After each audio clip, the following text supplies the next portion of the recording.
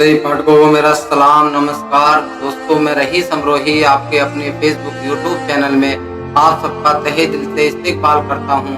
दोस्तों, आज फिर एक नई कविता के साथ आपके समक्ष आया हूं। दोस्तों, इस कविता को सुनाने और बताने से पहले मैं आपको इस कविता का उद्देश्य एक पैगाम के रूप में देना चाहता हूं, ताकि आप कविता और मोटिवेशन से अच्छे से जुड़ जाएं।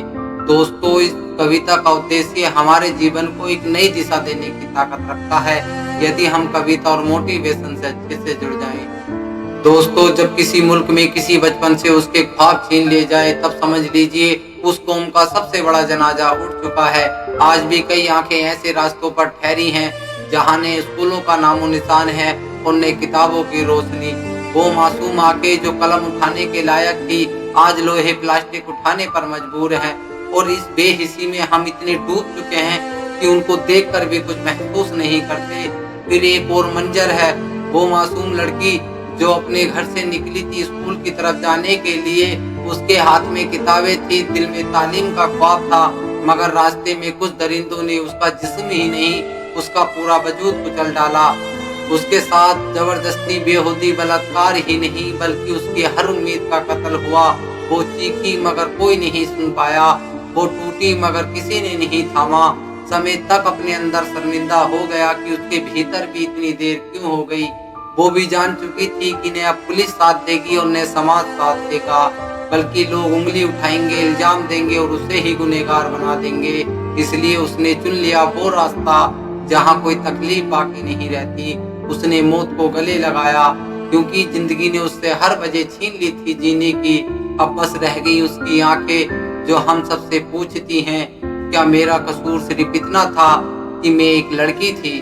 वक्त के उसी मोड़ पर कुछ बूढ़े माँ बापों की आंखें नम दिखाई देती हैं, जिनको अपने अकेले लाडले से बहुत आस थी कि वो बुढ़ापे का सहारा बनेगा, मगर उसी ने अपने हाथों से उनकी उम्मीद का चिराग बुझा दिया। जहाँ मोहब्बत थी, अब वहाँ दौलत का घमंड है, और जिन घरों में दुआएं दी जाती थी, अब वहाँ लालच और नफरत के शोले हैं। ये मुल्क तलवारों से नहीं, तहजीब, अदब और मोहब्बत से बना था, मगर जब से हमने अपनी जड़ों से मुंह मोड़ लिया है, जैसे इस मिट्टी में भी जिंदगी नहीं रही। हम आधुनिकता के नाम पर अपने असल को भुला चुके हैं। अब हर शख्स, हर रिश्ता एक तमाशा बन चुका है। आज हर शाम एक नया जुर्म लेकर आती है, और हर नई सुबह किसी मासूम की लाश बनकर उगती है। अब रिश्ते रूह से नहीं, मोबाइल स्क्रीन से जुड़े हैं। अब इबादत दिल से नहीं, दिखावे से होती है। हर मुस्कुराहट के पीछे एक धोखा है, और हर दुआ के पीछे कोई मकसद। मगर आंखें सब देख रही हैं, और शायद इसलिए सह भी रही हैं। मगर एक वक्त आएगा जब ये आंखें बंद नहीं होंगी, बल्कि इनमें दबी चीखों का सैलाब सब कुछ बहा कर ले जाएगा। उससे पहले आओ इन आंखों में झांक कर देखें नफरत के पीछे का दर्द, खामोशी के पीछे की चीख, और जुल्म के नीचे दबी हुई इंसानियत को। पेश है मेरी नई नज्म, आंखें। कोहरे में बच्चे इधर उधर राह में कुछ देख रहे हैं। कोहरे में बच्चे इधर उधर राह में कुछ देख रहे हैं। शायद उनकी किस्मत के हालात सही नहीं हैं, जिनके बैग में किताबें नहीं, लोहे प्लास्टिक पड़े हैं। कुछ हमदर्दों की दुनिया में बच्चों को ज्ञान के लाले पड़े हैं, जो कबाड़ की दुकान से अपना और देश का भविष्य बनाने की सोच रहे हैं। कोहरे में बच्चे इधर उधर राह में कुछ देख रहे हैं, जिनकी किस्मत के हालात सही नहीं हैं, जिनके बैग में किताबें नहीं, लोहे प्लास्टिक पड़े हैं। कुछ हमदर्दों की दुनिया में बच्चों को ज्ञान के लाले पड़े हैं, जो कबाड़ की दुकान से अपना और देश का भविष्य बनाने की सोच रहे हैं। स्कूल समय था उस लड़की का जब वे अपने आशियाने की ओर से आ रही थी। स्कूल समय था उस लड़की का जब वे अपने आशियाने की ओर से आ रही थी। क्या पता था उसे कि आज ये रहा उसे एक गिराने की ओर ले जा रही थी। हदें पार कर गए कुछ दरिंदे उसके साथ इंसानियत की। हदें पार कर गए कुछ दरिंदे उसके साथ इंसानियत की। आखिर कहाँ से आए उनके जहन में ऐसे संवाद, जो उसकी जिंदगी कर गए बर्बाद। आखिर कहाँ से आए उनके जहन में ऐसे संवाद, जो उसकी जिंदगी कर गए बर्बाद।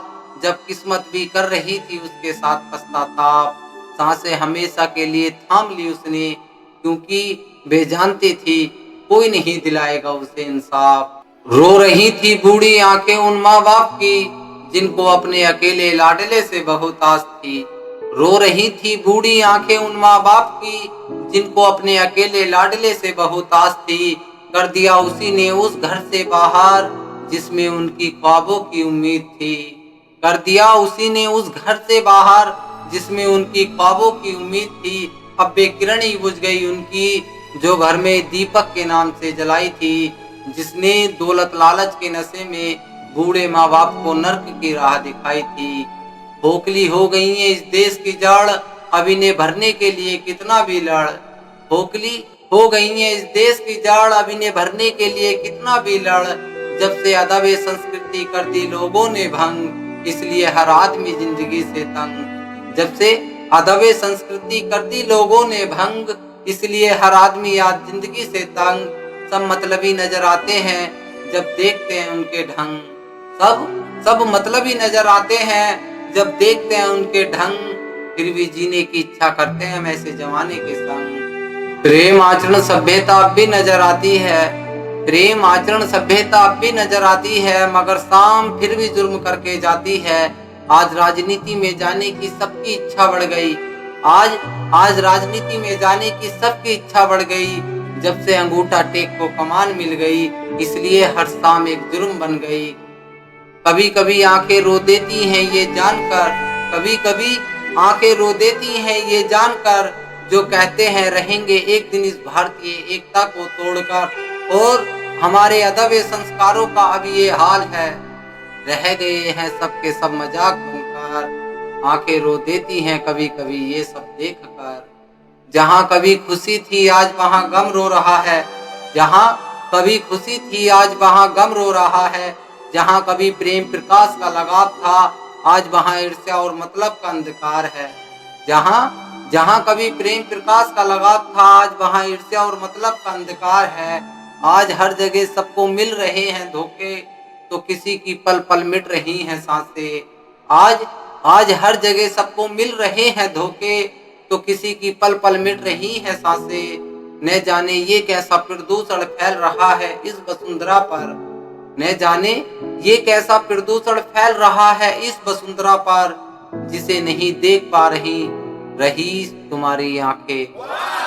धन्यवाद दोस्तों।